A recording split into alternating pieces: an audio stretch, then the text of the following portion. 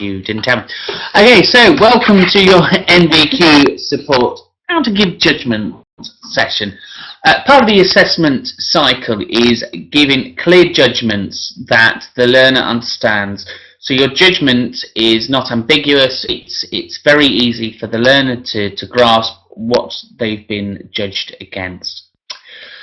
So, with that in mind, it's important that you do a session with your learner, either in their induction or before you give a judgment, so they understand exactly what judgment is and how you get to your judgment, which is obviously our aim there, to understand how to give judgments. Now, when you give a judgment, you need to ensure that you're running down the good old VARCs, which is it valid, authentic, reliable, current and sufficient.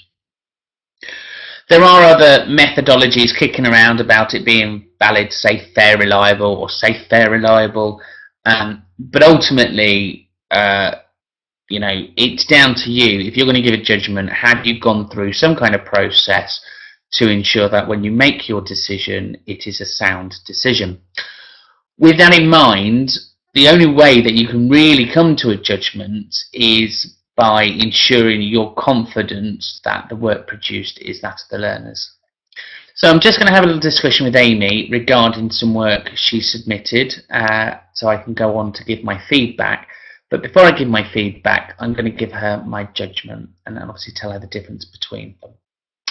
Hello Amy, how are you? Hello. Very good at this now. So, you've just heard me talk about, obviously, giving judgment. When you produce evidence to be assessed, as an assessor, I have to do what's called a judgment.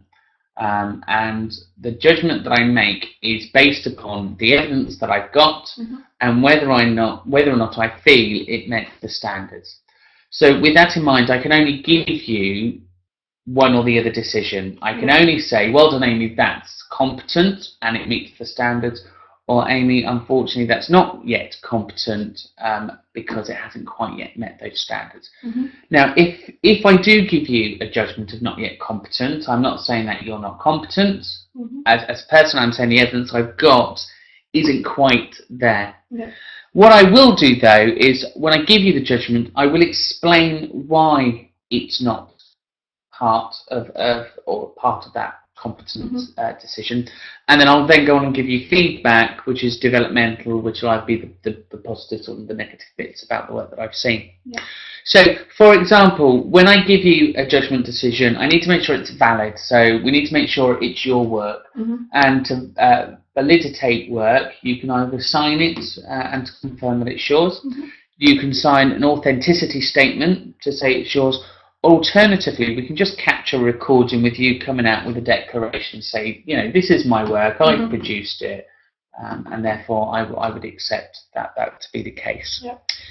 Again, along with authentic, we're just going to make sure that the work you produce is authenticated and it's consistent. It's quite easy to make sure that that's there. Reliable, we're just making sure that it flows with the same level as the rest of your work. Obviously, you've done your BKSB assessments, and we've got your application form, we've done your skill scan, and we've got other samples of your work. So when you produce work, it should feel the same as the other work that you produce. If you produced a piece of work and all of a sudden there was no grammatical errors and it sounded way too good to be true, I might have a suspicion that was plagiarised or copied from the internet, for example.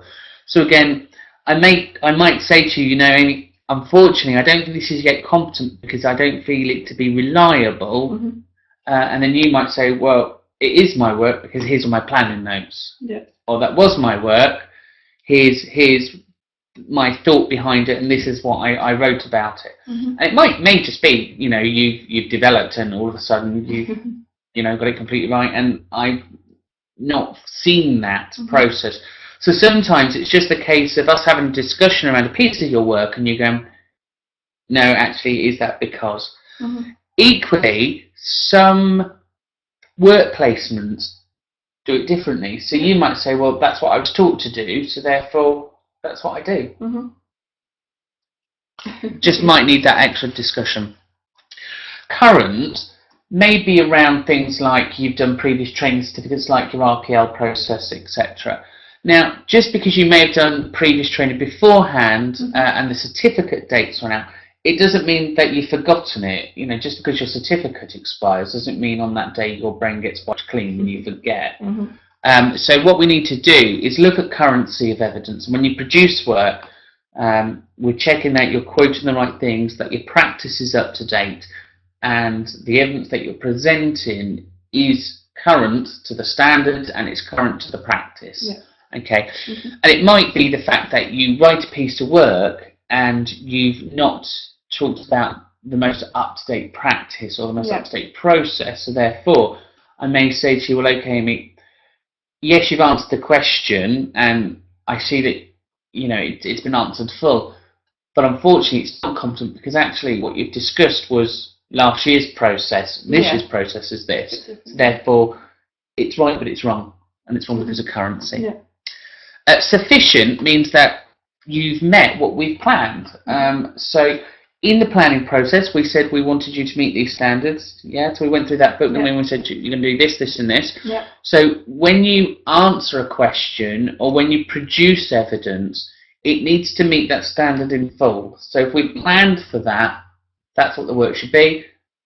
And if it's not met that in full, then my feedback would be not yet competent because you haven't quite yet finished that there. Okay. And then obviously the valid, safe and fair, again, it's just to make sure that we're treating you fairly. And obviously we've met your needs. We haven't made you do something you didn't want to do. You were fully aware of the tasks that were involved. And you were involved in that planning process, because it would be unfair for me to then say to you, you're not yet competent, and you go, well, that's because I didn't know I was doing it. So obviously it's important that you were fully aware. So are you happy with, when I give you a decision, my judgment will be competent, which means you've met the standards, and then obviously we'll go on to the feedback, what you did well, why well, or not yet competent because obviously you haven't quite yet demonstrated that against those aims. Are you happy with that? Super. So it doesn't take long just to run through that with the candidate, and may save you a bit of painstaking time when you're giving feedback back to the learner about what they've done well and what they need to improve on. Candidates can quite happily go, but I've answered that, why isn't it competent? And then you can then say, well, okay, it's not competent because, and your feedback or your judgment needs to be very clear why you're rejecting work. Remember, the candidate has the right to appeal against an assessment decision. As a QA, I will be looking for, in the planning process, did you tell the learner what to do? Was the learner aware what they had to do? Were they aware of the standards that they were meeting? And were they aware of what you wanted? Because if they weren't, I would then support the candidate's appeal and go, well, actually, it's unfair to then say a candidate is incompetent if you've moved to set that clear. And therefore, I would then say, well, you need to, the standards that they have clearly demonstrated met, you need to award those within your assessment decision. Hopefully that makes it clear around the assessment cycle and what we mean by judgment and how you should give judgment and involve the learner in that judgment decision. Make judgment clear. You've met the standard, or you've not quite yet met the standards, or competent, not yet competent. But you need to make a judgment as an assessor. If you're a trainee assessor, you need to clear your judgment decision with your second line assessor and ensure that they agree with your decision. When we do standardization meetings, that's where we'll look at, you'll agree with that decision. Do I agree with your judgment? Finally, the part of the QA process is obviously to assess the assessor's decision on whether or not they feel that they made a sound judgment. It's not about nitpicking over PCs, it's about looking at the wider process. Is there planning? Is it robust? And was the decision the right decision? If we start nitpicking over fractions of PCs when we look at the overall judgment decisions, then at that point I think we've entered a realm of wacky and silly and not consistent and fair. So hopefully you found that session useful on what we mean by giving judgment. It is something the QA looks for in the process, and it is something that as an assessor you need to ensure you do and document. Remember, when you give your judgment, that's what allows the learner to progress.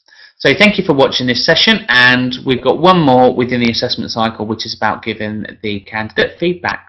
Thanks for watching.